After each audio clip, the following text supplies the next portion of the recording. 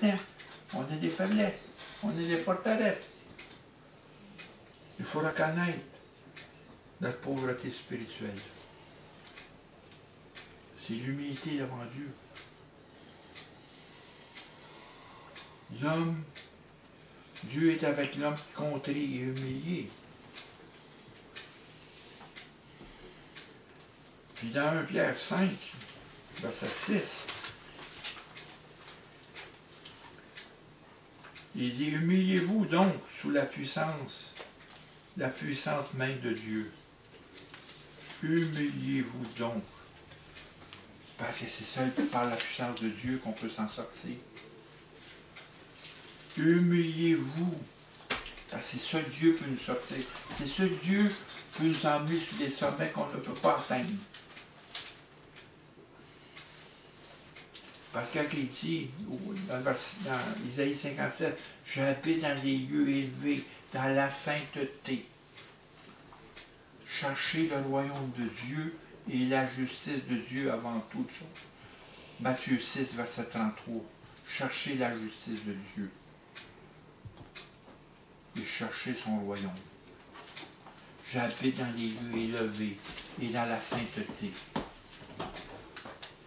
Je suis avec l'homme contré, l'homme qui confesse et regrette tout le temps. Une repentance sincère devant Dieu, avec l'humilité.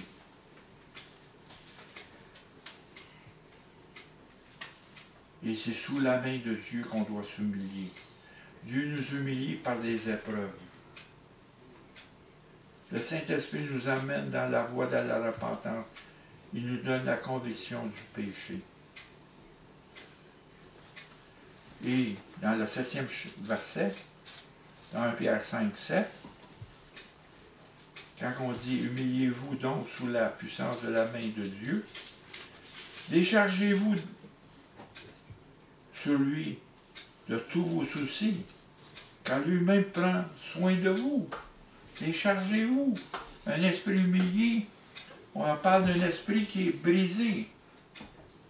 Dans le mot hébreu, brisé, c'est écrasé par le poids du péché. On est écrasé de péché, le fardeau du péché. On le traîne. Mais déchargez-vous.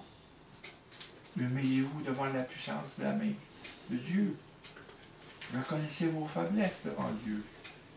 Déchargez-vous. Pour tomber d'échec en échec. On porte cette croix-là avec nous. Jésus a tombé 3 fois sur la croix avant d'arriver au calvaire. Il a porté nos péchés. On tombe, nous aussi, en portant cette croix-là.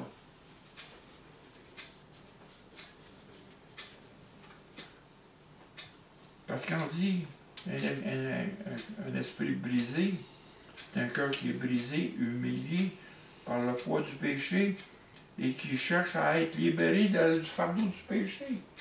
On cherche tout à nous libérer du fardeau.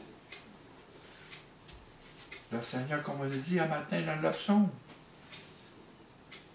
le Dieu est bon et sa miséricorde va durer toujours. Dieu est bon.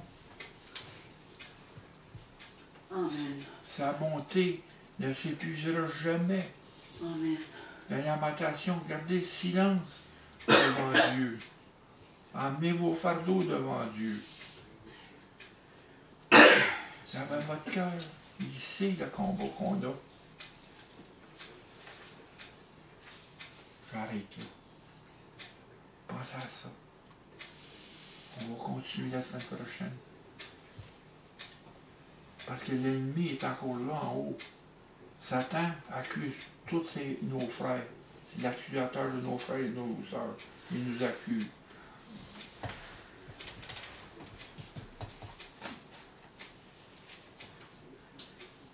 Tu sais, on pêche, on tombe, oui.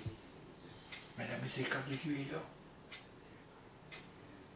Dans la chair, c'est difficile de résister au péché. Mais il faut s'humilier Comme il dit, humiliez-vous donc sous la puissante main de Dieu. La puissance de main de Dieu. Vous avez des problèmes, déchargez-vous. Aujourd'hui, dégagez-vous. Si vous avez un cœur dur, dégagez-vous de votre cœur dur. Moi, le premier, je tombe là-dedans.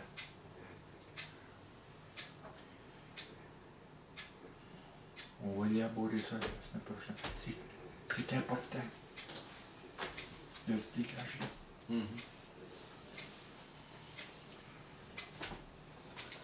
Merci. Seigneur, on te remercie, Seigneur, pour le message de ta grâce, pour ta grâce infinie. Une grâce qu'on découvre à tous les jours, qui nous suit tous les jours de notre vie. Comme tu dis dans ta parole, le bonheur et la grâce, tu m'accompagneras tous les jours de ma vie. Oui, Seigneur, c'est par la foi, Seigneur, qu'on vient à toi. Alléluia, alléluia. Amen.